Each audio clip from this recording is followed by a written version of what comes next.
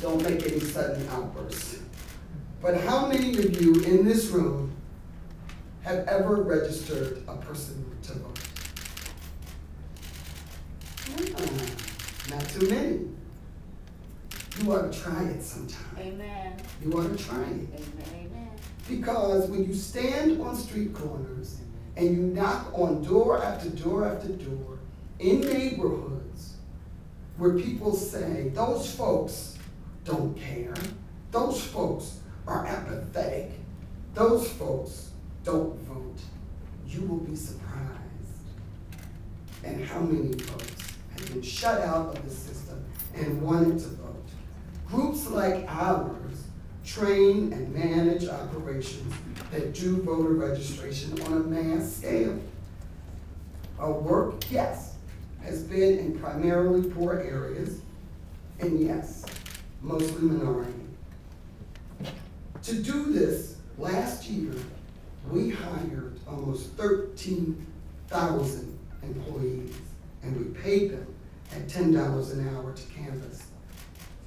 As in any type of operation like this, you're going to have individuals who are going to try to take advantage of the system. In our case, we had canvassers who falsified voter registration applications instead of doing their job. No surprise to anyone who has ever run a voter registration campaign. What is different about our situation was that we had instilled a quality control mechanism to spot those cards.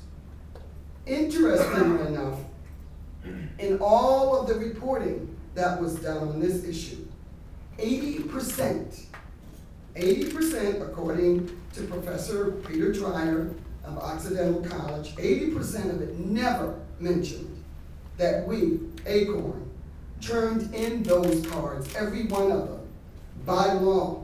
We turned them into authorities, and we worked with the prosecutions to turn in those canvassers who defrauded us.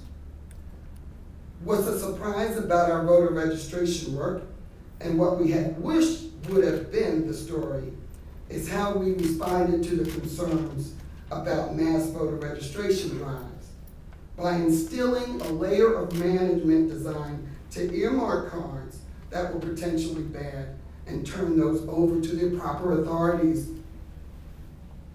Interestingly enough, again, that was just what ended us up where we were punished for following the law and doing the right thing. And that part of the story was never told. And so, 9 months later, it finally began to resonate with folks that we had not had one individual who voted fraudulently in the presidential election because of an ACORN registration. Not one Mickey Mouse, not one Donald Duck, not one New York Jet giant, or any other fraudulent person. This voter fraud, or the allegations of voter fraud, was to hung a shadow over the presidential election, and it proved to be an utter fabrication and a work of fiction that was created by the people who wrote it. Now, here's a big surprise. We don't want to do voter registration. We don't think any third party should do voter registration.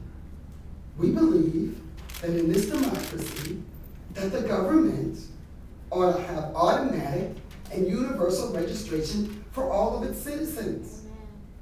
You know how we give every baby a birth certificate? We spend $22 million a year making sure that every 18-year-old male is put into the selective service system, whether we have a draft or not.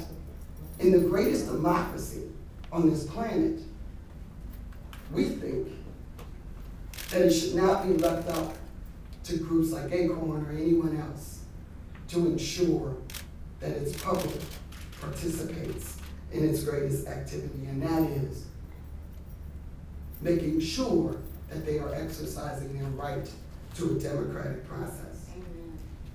But you know, unfortunately, that day hasn't come. And 2008 was well over before any authorities began to bring the very people that ACORN identified to justice. But until the day that the government actually makes sure that all of its citizens are registered to vote, I guess groups like ACORN and others will have to do that.